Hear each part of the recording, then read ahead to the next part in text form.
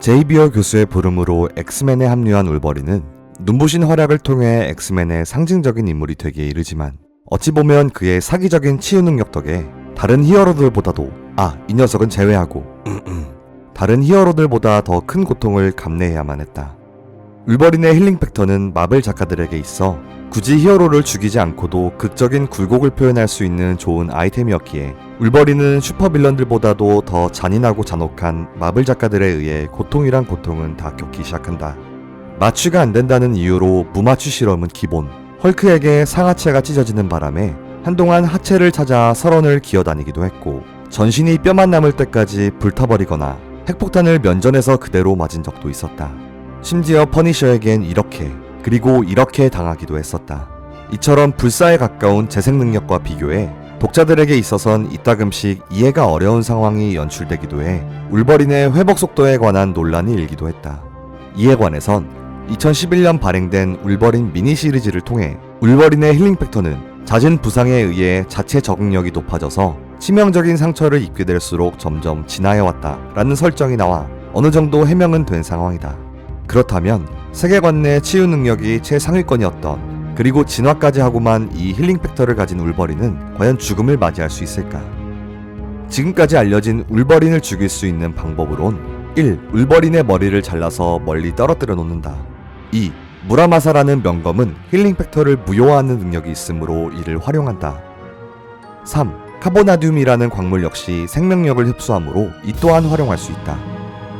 4. 독살이든 물리적 공격이든 힐링 팩터의 재생 속도보다 빠르고 강력하게 죽인다.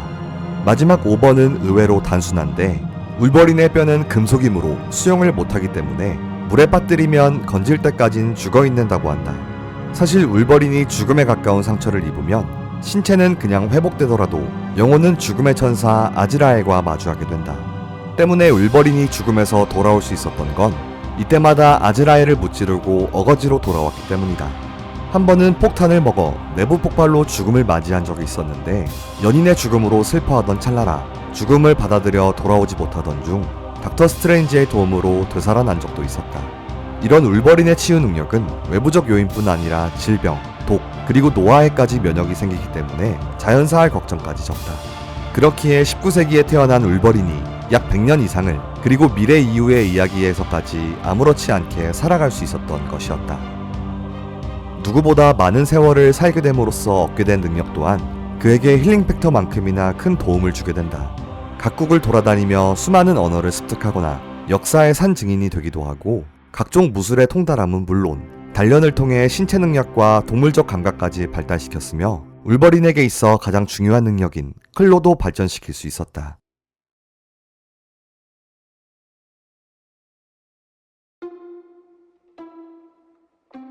어쩌면 힐링 팩터보다 더욱 울버린의 상징적인 능력이라 볼 수 있는 클로. 이 역시 사실 힐링 팩터 덕에 유지할 수 있음을 알 수 있다.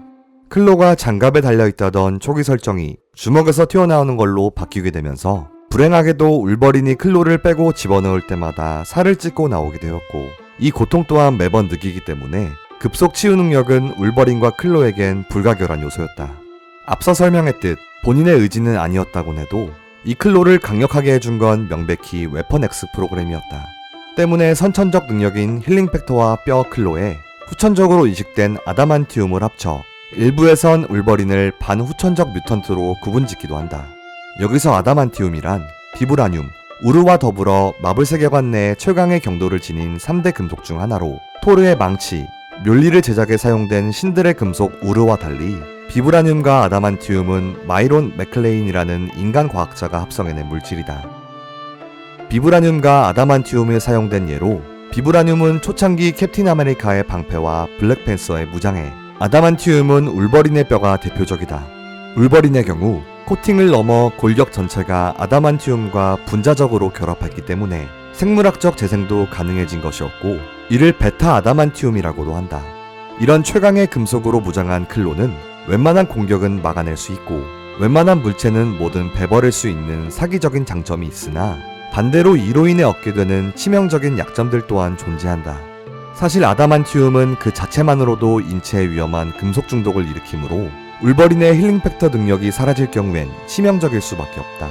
또한 금속이기 때문에 수영을 못하게 된다거나 자기장을 다루는 매그니토에겐 당연히 약한 모습을 보일 수밖에 없었고, 더 나아가 엑스맨 25화 파트 오브 더 페이탈 어트랙션스 에픽에선 매그니토가 울버린의 몸에서 모든 아다만티움을 산채로 뽑아버리는 다소 고어한 장면을 연출하기도 했다. 여기서 울버린이 아다만티움을 잃게 된 뒤 울버린의 뮤턴트 능력이 폭발적으로 강화돼 야성적인 괴물이 되어버렸는데, 이로 인해 밝혀진 사실이 신체적으론 이물질이었던 아다만티움이 여지껏 이 야수성을 억제하고 있었던 것이었다. 때문에 울버린은 광폭해지기 시작했지만 아포칼립스가 다시 아다만티움을 울버린에게 주입해주고 엑스맨들의 맹활약으로 울버린의 이성이 되돌아오는 에피소드도 있었다. 하지만 큰 힘에는 큰 책임이 따르는 법, 아다만티움 클로라는 강력한 무기를 장착한 울버린은 진그레이의 경우처럼 자신의 손으로 사랑하는 이의 목숨을 앗아가야 했던 비극 또한 자주 마주하게 된다.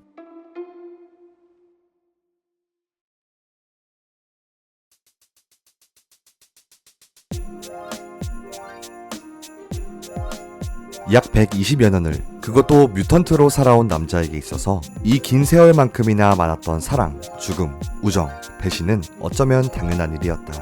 울버린을 거쳐간 대표적인 여성들만 대충 꼽아봐도 앞서 언급한 진그레이부터 시작해 클라라, 실버폭스, 바이퍼, 메리타 가너, 갸크, 아미르, 마우린 로건 등등 수없이 많았고, 일본인인 이수, 아수코, 마리코, 유키오에 이어 동료였던 미스틱, 스톰, 심지어 동성인 헤라클레스와의 관계까지 있었다.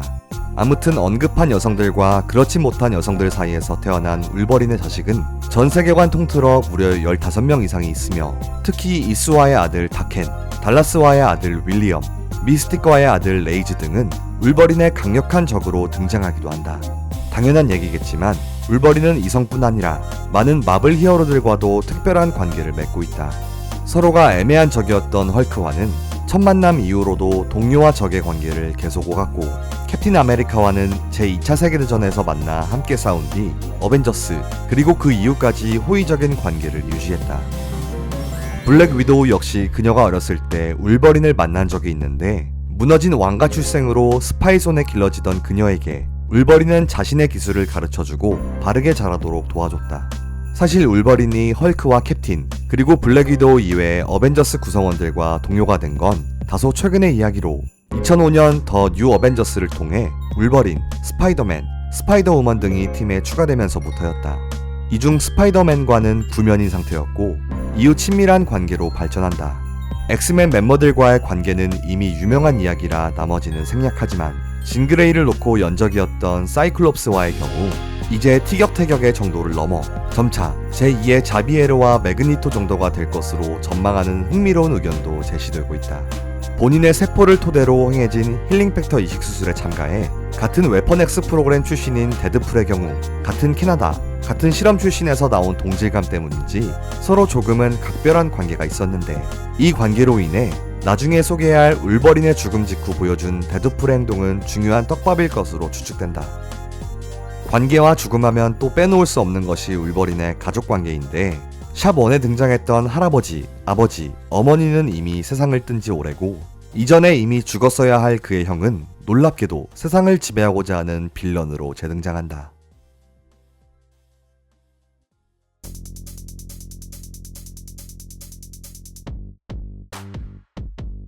울버린이 기억도 하지 못할 유년기, 울버린의 형은 어머니의 외도 장면을 목격한 분노에 뮤턴트 능력이 발현하면서 실수로 어머니에게 큰 상처를 입힌다. 이로 인해 가문에서 쫓겨난 형은 수용시설을 거쳐 웨펀엑스 프로그램까지 흘러갔고, 몸의 분자 구조를 변형시키는 실험을 받는다. 오랜 세월이 흐른 뒤 그는 세상을 지배할 야욕을 품은 채 등장하고, 당연히 이에 반발한 울버린과 사투를 벌이게 된다. 본인과 같은 능력을 지닌 형에게 울버린은 고전하는 듯 하지만 결국엔 그를 죽이는 데 성공한다. 그의 형처럼 울버린에겐 그 능력이 비슷하거나 천적이 될 만한 힘을 가진 빌런들이 다수 존재했다. 이 중에서도 능력이 특히 상성이었거나 울버린에게 위협적이었던 눈에 띄는 주요 적들만 살펴보면 먼저 빌런이라기엔 조금 그렇지만 헐크, 시작부터 꼬였던 그들의 관계는 얼티밋 울버린 vs 헐크라던가 올드맨 로건 등을 통해 최악의 적으로 자주 대립한다. 둘 다 거의 불사의 몸을 가지고 있고 버서커 상태가 되는 등 공통점이 많아서 가장 완벽한 라이벌로 평가되기도 한다. 영화에선 야시다 신겐 본인이 직접 로봇을 타고 등장했지만 원래 실버 사무라이는 야시다 신겐의 사생아다. 그 어떤 것이든 뵐 수 있게 하는 능력을 사물에 주입하는 뮤턴트 능력과 뛰어난 검술로 울버린에겐 위협이 된 인물이었다. 레이디 데스 스트라이크는 아다만티움을 뼈에 이식하는 과정을 개발해낸 과학자의 딸로 울버린에게서 아다만티움을 되찾고자 울버린을 공격한다. 길고 날카롭게 늘어나는 10개의 아다만티움 손톱으로 인해 울버린이 곤욕을 치르기도 반대로 데스 스트라이크가 두들겨 맞기도 했다. 엑스맨2에 등장한 이 여성이 아마 레이디 데스 스트라이크를 묘사하고 싶었던 것 같긴 한데 아무튼 오메가 레드는 한국계 미국인 작가 짐 리가 창조한 빌런으로 자국의 캡틴 아메리카를 만들고 싶었던 소련의 KGB에서 행한 슈퍼솔저 프로젝트의 산물이다. 신체 강화, 재생 능력, 그리고 손목에서 튀어나오는 카보나듐 촉수가 있어 울버린을 고생시키곤 했다. 아다만티움을 전신에 두르고 독이 묻은 손톱을 사용하는 사이버 역시 울버린에겐 천적 같은 존재였지만 결국 울버린의 아들 다켄에 의해 죽음을 맞이한다. 다켄은 울버린과 이수 사이에서 태어난 아들로 클로와 힐링 팩터를 그대로 물려받았지만 울버린의 적이 되고 만다. 다켄을 임신한 상태였던 이수는 다켄이 태어나기 직전 로물로스라는 인물에 의해 살해당하고 로물로스는 그녀의 자궁에서 다켄을 꺼냈다. 힐링 팩터 덕에 살아남은 다켄은 이런저런 과정 끝에 어머니를 죽인 게 울버린이라는 세뇌와 훈련을 받으며 로물루스 밑에서 자란다. 다켄의 경우 울버린과 같이 세 갈래의 클로가 튀어나오지만 손등의 2개는 뼈로, 팔목의 1개는 무라마사로 코팅하기에 울버린에겐 위협적인 인물이었다. 다켄을 살인마로 만든 로물루스는 수만 년을 살아온 인물로 다켄을 넘어 웨펀엑스 프로그램 자체의 배우이기도 하다. 다켄과 울버린의 기억을 조작했으며 이를 통해 자비에르 교수를 죽일 책략으로 울버린을 엑스맨에 합류시킨 장본인이었다. 물론 이를 인지한 자비에르가 울버린의 머리에서 이와 관련된 기억들을 파괴한 뒤 정신보호막을 쳐 더 이상 로물루스가 울버린을 조종할 수 없게 됐으나 그 타겟을 울버린의 아들인 다켄, 더 넥스트 제너레이션 웨펀 X로 돌리게 된다. 이 사실을 알게 된 울버린이 엑스맨을 떠나 다켄과 함께 복수에 나서는 에피소드도 있다. 울버린에 천적하면 역시 빼놓을 수 없는 인물, 매그니토. 엑스맨 세계관에서 아포칼립스와 함께 양대 재앙으로 손꼽히는 빌런으로 애초에 아포칼립스가 만들어진 배경도 매그니토만큼 강력한 빌런을 등장시키고자 한 엑스맨 작가들의 의도가 있었다. 금속 골격을 가진 울버린은 자기장을 조종하는 매그니토와의 상성상 마주칠 때마다 약한 모습을 보일 수밖에 없었다. 마지막으로 세이버투스. 울버린은 세이버투스의 동생 사울 크리드를, 세이버투스는 울버린의 옛 연인 실버폭스를 살해하는 등 일말의 사건도 있었고 울버린과 친분이 있었던 데드풀의 목숨을 앗아갔던 장본인이기도 하다. 영화에서처럼 울버린의 이복 형제는 아니지만 기억을 조작당해 울버린에게 I'm your daddy 같은 헛소리를 늘어놓는 이력도 있었다. 기본적으로 둘 다 강력한 힐링 팩터를 갖췄고 울버린에게 클로가 있다면 세이버투스에겐 길고 날카로운 발톱이 있으며 같은 웨펀 X 프로그램을 통해 아다만티움 골격까지 얻었었다. 이런 공통점 덕인지 이 둘은 등장 초기부터 시작해 현재까지 수십 년 동안 서로 못 죽여 안달인 가장 대표적인 숙적으로 손꼽힌다.